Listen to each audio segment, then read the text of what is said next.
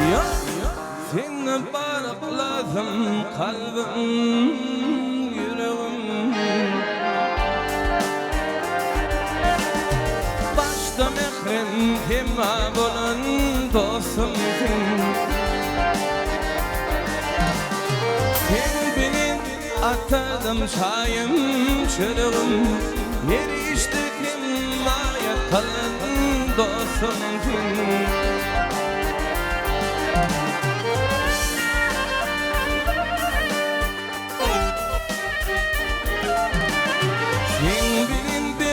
Uşak bildim dilimi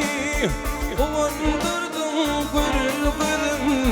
ilimi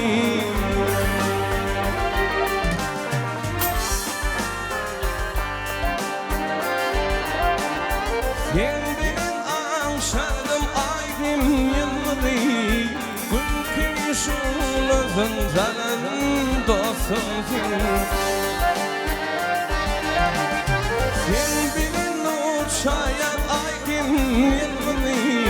Mümkün şunların kalan dostumsun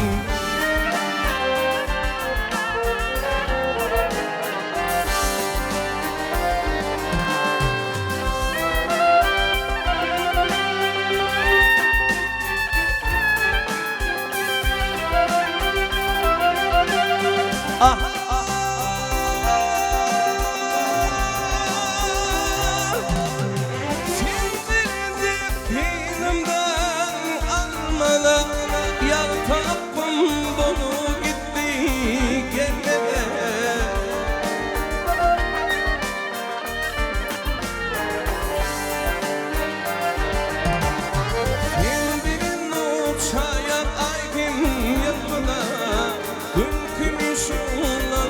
kalan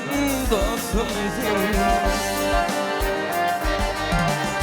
Sen bir uçaya aygın yanına Mümkün şunuzun kalan dostumsun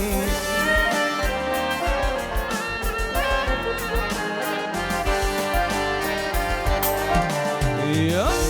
sebep kafin bayramlarıma toyuma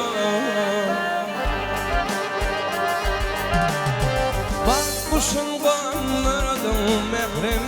üyüme Dostumuz güllesin ömrüm boyuna Hala Ahmet adın alan dostumsun Dostumuz güllesin ömrüm boyuna Dostumuz güllesin ömrüm boyuna adın alan dostumsun Mümkün şunuzun falan dostumsun Hala Ahmet adın alan dostumsun